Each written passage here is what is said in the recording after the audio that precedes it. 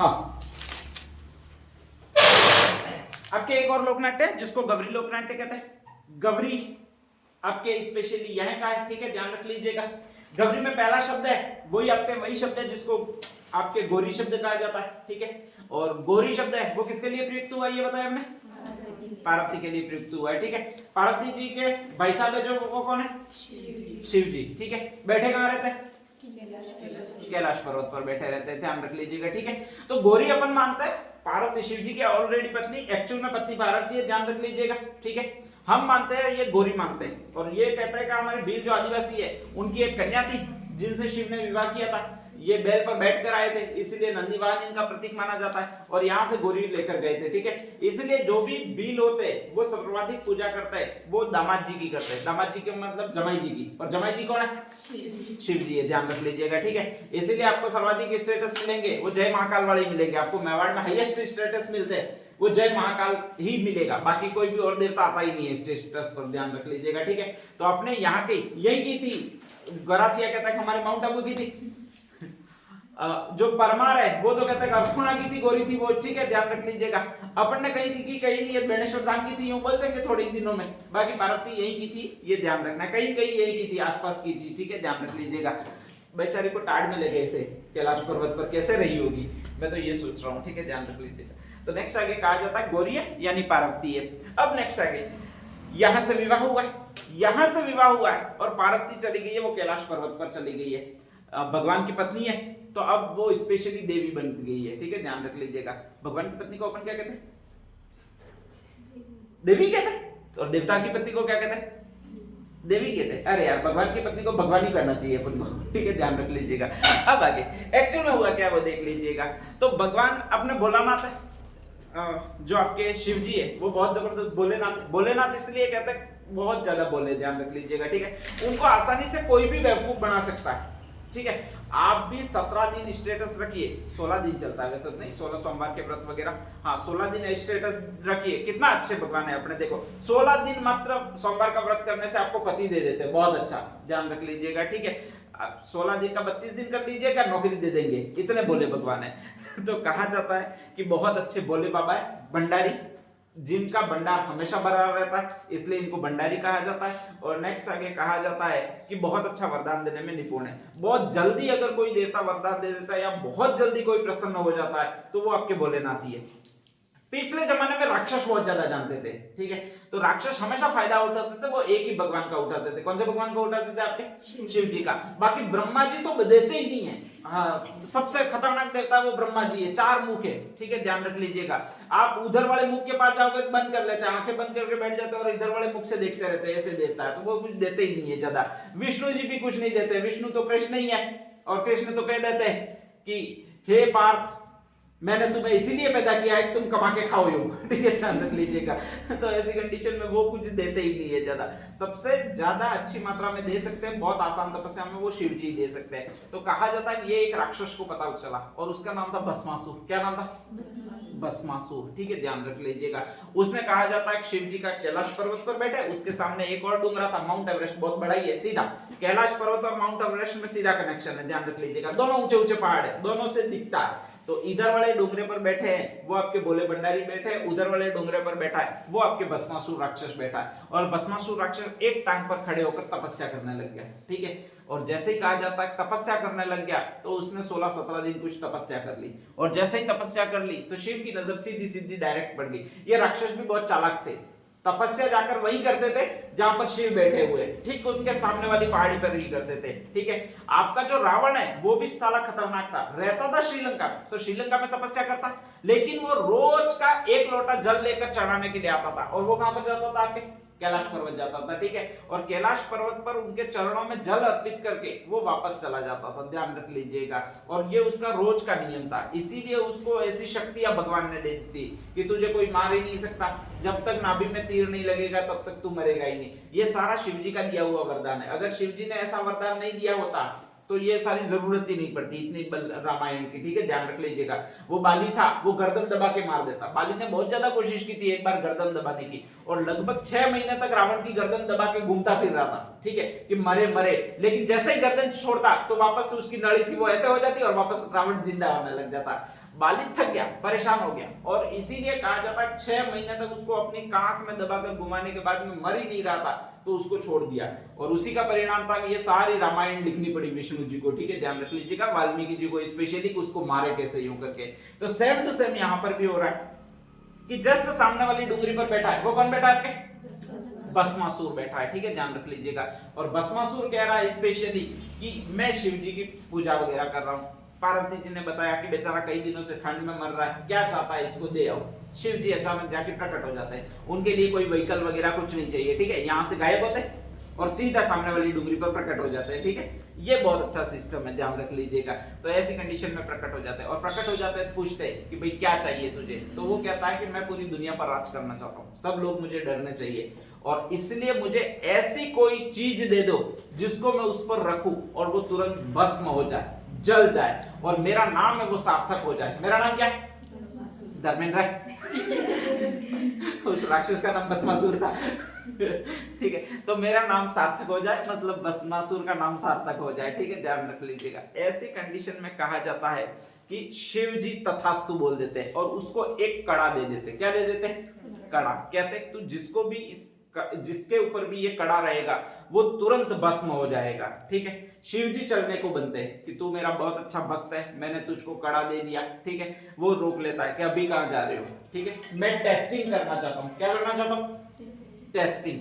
यहाँ पर आसपास कोई है नहीं, सिर्फ और सिर्फ दिख रहे हो वो तुम ही दिख रहे हो, मतलब कौन दिख रहा है? शिव जी, ठीक है। और मैं टेस्टिंग करना चाहता हूँ, रुको पहले टेस्टिंग करूंगा और फिर बताऊंगा कि वास्तव में ये काम कर रहा है कि नहीं कर रहा है, यूं, ठीक है। अब शिव जी ने खुद ने दिया था, चाइना कंपनी का था नहीं कड़ा, पूरा यकीन था शिव जी को कि ये अपने चल ही जाएगा, और चल ही जाएगा इसका मतलब ये एक भस्म हो ही जाएंगे। कौन भस्म हो जाएंगे भाई? आपके शिव जी को। अपनी विद्या भी शिव जी भूल गए। विद्या कौन सी थी? यहां से प्रकट गायब होना, वहां पर प्रकट होना, विद्या भूल गए, ठीक है। आगे आगे शिव जी दौड़ रहे, पीछे पीछे कौन दौड़ रहा है आपका? भस्मासुर दौड़ रहा है, ध्यान रख लीजिएगा, ठीक है। अब ऐसी कंडीशन में वो दौड़ते हुए देख रही है, वो पार्वती देख रही है, वो भी कैलाश पर्वत पर सबसे ऊंचे बैठी हुई है, तो उसको तो सब कुछ दिख रहा है, पूरा भारत दिख रहा है। स्पेशली शिव जी वहां पर बैठे हुए, उसका भी एक कारण यही है कि पूरे भारत में कौन तपस्या कर रहा है, ठीक है। पहले तो तपस्या करनी पड़ती थी, आजकल तो स्टेटस लगाकर डायरेक्टली भगवान तक संदेश तुम लोग पहुंचा देते हो। पहले ऐसा मामला था नहीं भाई, तपस्या करनी पड़ती थी, मंदिर में जाना पड़ता था, जल चढ़ाना पड़ता था, तब भगवान मानते थे, देखते थे भाई ये कर रहा है तो इसको वरदान देने की आवश्यकता है, या फिर इसका भाग्य अच्छा लिखने की मुझे आवश्यकता है, और उसका भाग्य विशेषकर भगवान अच्छा लिख देते थे। तो कहा जाता है वो आगे आगे दौड़ रहा है, भगवान भस्मासुर उनके पीछे पीछे दौड़ रहा है। भस्मासुर कह रहा है सिर्फ एक बार भगवान मुझे टेस्टिंग कर देने दो, मुझे यकीन हो जाएगा, ठीक है। भगवान कह रहे हैं बेवकूफ है क्या, ऐसे टेस्टिंग करता रहेगा मैं ही निपट जाऊंगा यहाँ पर। और ऐसी कंडीशन में कहा जाता है कि दोनों दौड़ रहे, और इसको देख रही है वो उनकी पत्नी देख रही है, पत्नी का नाम पार्वती देख रही है। जब पार्वती देख रही है तो पार्वती भी दौड़ी फिर कि भाई मेरे प्रभु को क्या हो गया, कहीं दिल का दौरा तो नहीं आ गया उस समय भी। और कहा जाता है जैसे ही दौड़ी तो पता लगता है कि इसलिए दौड़ रहे हैं प्रभु कि उस वो भस्मासुर है वो पीछे पड़ा हुआ है। अब ऐसी कंडीशन में पार्वती कहती है तुम इधर छुप जाओ, मैं इसको संभालती हूँ, ठीक है। और कहा जाता है वो अच्छा अपने यहाँ की है, अपने यहाँ की है मतलब गर्म जलवायु की है, और गर्म जलवायु की है इसका मतलब काले रंग की होगी, ठीक है। तुम तो लाइब्रेरी में बैठे रहते हो इसलिए दौड़े हो, बाकी दिन भर काम करने जाओ तुम भी काले हो जाओगे निश्चित रूप से। तो काले रंग की थी। अब काले रंग की थी तो सीधी बात है कि काले रंग की तरफ अपन आकृष्ट होते ही नहीं है, उसके अपने लिए रंग कौन सा होना चाहिए?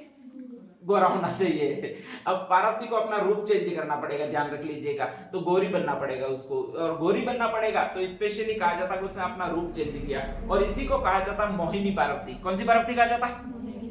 मतलब ऐसा रूपवान जो मोह ले, अपने मन को मोह ले, ठीक है। तो कहा जाता है मोहिनी पार्वती बनती है। भस्मासुर था वो इंडिया का था, और इंडिया के हर आदमी की एक ही खासियत होती है कि ताकता ही रह जाता है किसकी तरफ? गोरी लड़की की तरफ, ठीक है। तो कहा जाता है जैसे ही वो रास्ते में बीच में आई तुरंत भस्मासुर डाइवर्ट हो गया, बाढ़ में गया कड़ा। तो बाद में इसको निपटते रहेंगे, टेस्टिंग करते रहेंगे, ठीक है। अब भी जो मिली है उसको देख लेते हैं, और अब भी जो मिली है वो मोहिनी पार्वती मिली है, तो इसको देख लेते हैं। अब जैसे ही कहा जाता है मोहिनी पार्वती को देखने लगा तो मोहिनी पार्वती ने, भाई लड़कियों के लिए क्या है, ही यूं 2 बार करना है, देख दांत दिखा देने दो आगे बढ़े, ठीक है, ध्यान रख लीजिएगा। भस्मासुर पीछे पीछे, अब पहले पीछे था, वो शिव जी के पीछे था, अब किसके पीछे चला गया भाई? आपके पार्वती के पीछे चला गया। शिव जी को तो भस्मासुर भूल ही गया। शिव जी ने गहरी सांस ली, वापस कैलाश पर्वत पर जाकर बैठे कि आज तो मारा ही जाता साले को, लेकिन पार्वती ने ठीक हुआ कि अच्छा हुआ, उसको डाइवर्ट कर दिया।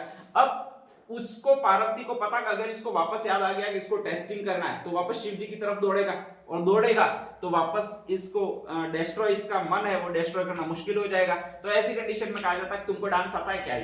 ठीक है, भस्मासुर कहता नहीं आता, अपन का डांस में कोई इंटरेस्ट ही नहीं है। ठीक है, ध्यान रख लीजिएगा। वो लड़की की एक ही बात होती है कि तुम मेरे लिए डांस नहीं सीख सकते क्या? और भस्मासुर कहता सीख क्यों नहीं सकता, अब भी सीख सकता हूं, तुम मुझे सिखाओ तो सीखोगे। ठीक है, तो कहा जाता है पार्वती डांस करने लगती है, और डांस करने लगती है, उसमें सीधे सीधे हाथ होता है, वो ऐसे करके ऊपर ले जाती है, क्योंकि हाथ ही खोलना होता है। एक बार यूं करती है, भस्मासुर भी यूं कर रहा होता है, तो ठीक है, ध्यान रख लीजिएगा। और हाथ खोलती है और ऊपर ले जाती है। जैसे ही ऊपर ले जाती है तो भस्मासुर भी ऊपर ले जाता है। फिर कहा जाता है वो अपने पर रख दिया, तो भस्मासुर भी ऐसे करके रख देता है, उसी हाथ में कड़ा पकड़ा हुआ होता है, और कड़ा जैसे ही पकड़ा हुआ होता है वो भस्मासुर के माथे पर आता है, और जैसे ही भस्मासुर के माथे पर आता है तो भस्मासुर क्या हो जाएगा भाई? अपने भस्म हो जाएगा। ठीक है, ध्यान रख लीजिएगा। और इसी पूरी कथा पर आधारित एक लोकनाट्य, नाम कौन सा है? गौरी। मेवाड़ में खेला जाता है, मेवाड़ में खेला जाता है, मतलब आदिवासियों द्वारा खेला जाता है। तो इसमें दो जातियां मुख्य रूप से भाग लेती है। एक तो कौन सी जनजाति है? भील। दूसरी कौन सी जनजाति होगी? अरे कौन सी जनजाति होगी? ये लो, गरासिया। कौन सी जनजाति है भाई? आपके गरासिया। ठीक है, ध्यान रख लीजिएगा।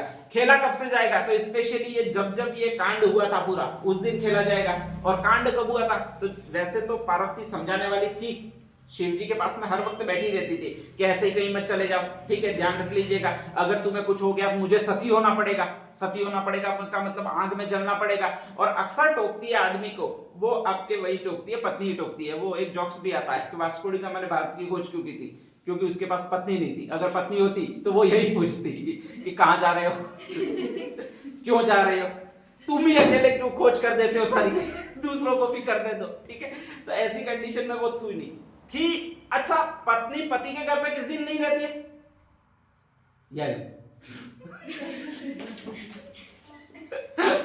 अरे जिस दिन मायके जाती है उसी दिन नहीं रहती है। तो क्या समझते, खेतों में जाती है उस दिन नहीं रहती है? हाँ, ध्यान रख लीजिएगा। मायके किस दिन जाती है ये बताओ? राखी के दिन। कौन से दिन जाती है? राखी के दिन, रक्षाबंधन के दिन। रक्षाबंधन कब आता है ये बताओ? श्रावण। श्रावण के बाद पूर्णिमा को। ठीक है, ध्यान रख लीजिएगा। तो श्रावण पूर्णिमा के दिन, राखी के दिन, मतलब पत्नी गई है वो भाइयों को राखी बांधने के लिए, पार्वती है नहीं, ध्यान रख लीजिएगा। और उसी दिन कहा जाता है वो तपस्या करने के लिए बैठा है, और उसी दिन ये सारा घटनाक्रम हुआ है। ठीक है, अगले दिन आई है वो, वापस पार्वती आई है, और जब पार्वती आई है तो उसने ब्रह्मांड में भागते हुए देखा है, वो शिव जी को देखा है, उनके पीछे पीछे और उग्र की चक्कर लगाते हुए देखा है, वो आपके उस देखा है। किसे देखा है भाई? आपके भस्मासुर की देखा है, ध्यान रख लीजिएगा। ठीक है, राखी का अगला दिन कौन सा आता है ये बताओ? अरे राखी कब आई थी ये बताओ? श्रावण पूर्णिमा को। इसके जस्ट श्रावण के बाद अगला महीना कौन सा आएगा ये बताओ? भाद्रपद। ठीक है, भाद्रपद का पहला दिन कौन सा होगा ये बताओ? कृष्ण पक्ष होगा। कौन सा पक्ष होगा? कृष्ण पक्ष होगा। शुक्ल पक्ष कभी नहीं होगा, ध्यान रख लीजिएगा। ठीक है, कृष्ण पक्ष दुख का प्रतीक है, शुक्ल पक्ष सुख का प्रतीक है। ठीक है, दुख पहले आएगा तभी आपको सुख का एहसास होगा। अगर सुख पहले आ गया तो दुख क्या, ये आप क्या जानो। ठीक है, ध्यान रख लीजिएगा। तो इसीलिए विधाता ने सृजना की हुई है वो दुख की पहले की हुई है, इंसान के जीवन में सुख की बाद में की हुई है। ठीक है, इसीलिए आपको पहले पढ़ना पड़ता है फिर नौकरी मिलती है। अगर पहले ही नौकरी आपको मिल जाती तो एहसास कैसे होता है पढ़ना क्या होता है? ठीक है, तो हर समय यही सीक्वेंस चलता रहेगा। सक्सेस तभी मिलेगी जब मेहनत होगी। तो मेहनत है वो दुख का प्रतीक है, सक्सेस है वो आपकी सुख का प्रतीक है। और सक्सेस हमेशा बाद में ही होती है, कभी भी पहले नहीं आ जाएगी, ध्यान रख लीजिएगा। ठीक है, तो इसमें भी यही है। अब भाद्रपद कृष्णा एकम है, वहां से कहा जाता है इस त्योहार की शुरुआत होती है, मेवाड़ में शुरुआत होती है।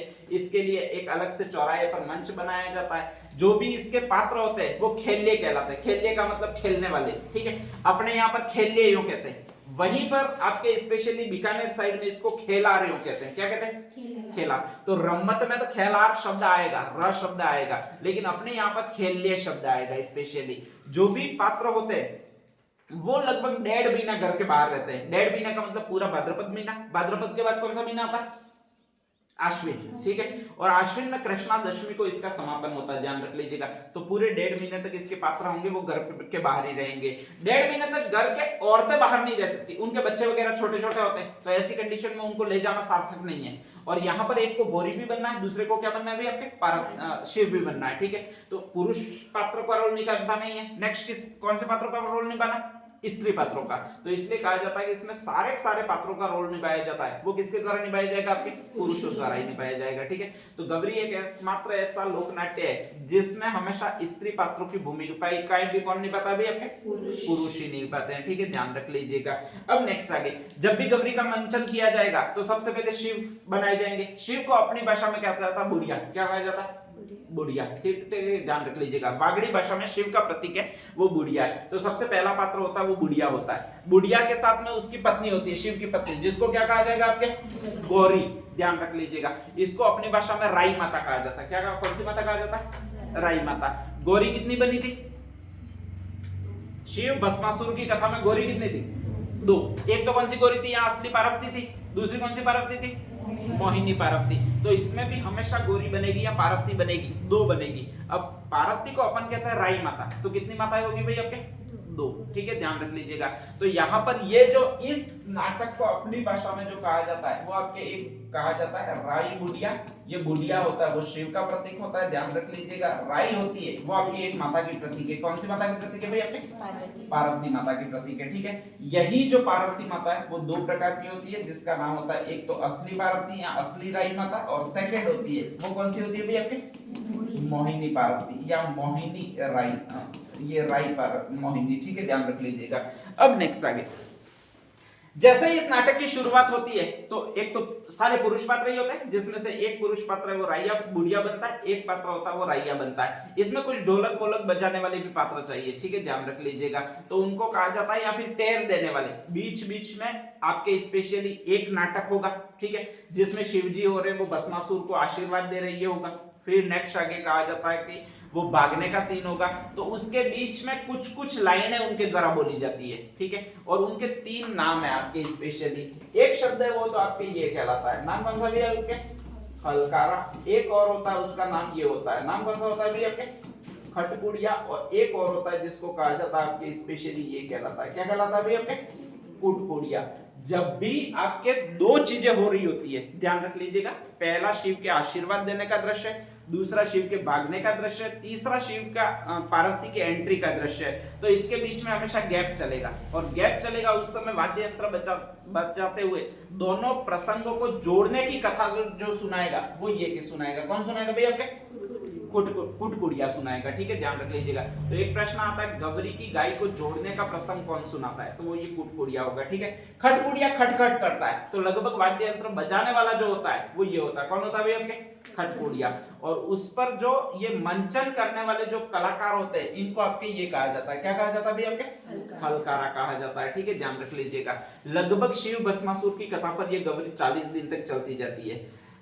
जो भी पात्र होते हैं वो एक स्थान पर डेरा डालते हैं, वहां पर गौरी का मंचन करते हैं, फिर नेक्स्ट आगे दूसरे गांव जाते हैं, वहां पर फिर गौरी का मंचन होता है, फिर नेक्स्ट आगे तीसरे गांव जाते हैं, वहां पर फिर गौरी का मंचन होता है। इसी तरह की ये प्रोग्राम चलता रहता है, अलग अलग गांवों में जाते रहते हैं। जो भी भोजन देते हैं वो गांव वालों का जिम्मा होता है कि इन पात्रों को भोजन दे, ये इतने दिन भोजन नहीं बनाते हैं, ठीक है, ध्यान रख लीजिएगा, क्योंकि सारे पुरुष होते हैं, भोजन बनाएंगे ही नहीं, ठीक है। इनके कपड़े वगैरह भी देने का जो रिवाज होता है वो उन्हीं गांव वालों का होता है। तो उन गांव वालों की जो कन्याएं होती है, जिनके पियर पक्ष से ये लोग आए होते हैं, वो इनको लगभग ये कपड़े वगैरह प्रदान करते हैं और इनके कपड़े धोते वगैरह जो भी काम करते हैं वो ही आपके काम करेंगे, ठीक है, ध्यान रख लीजिएगा। और इसमें कहा जाता है कि मांस, मदिरा, मैथुन, ये सारी चीजें होती है वो निषेध होती है। 1.5 महीने तक घर पे जाना ही वर्जित होता है, और घर पे जाकर जो जो भी चीजें की सकती है वो सारी सारी वर्जित होती है इनमें, ठीक है, ध्यान रख लीजिएगा।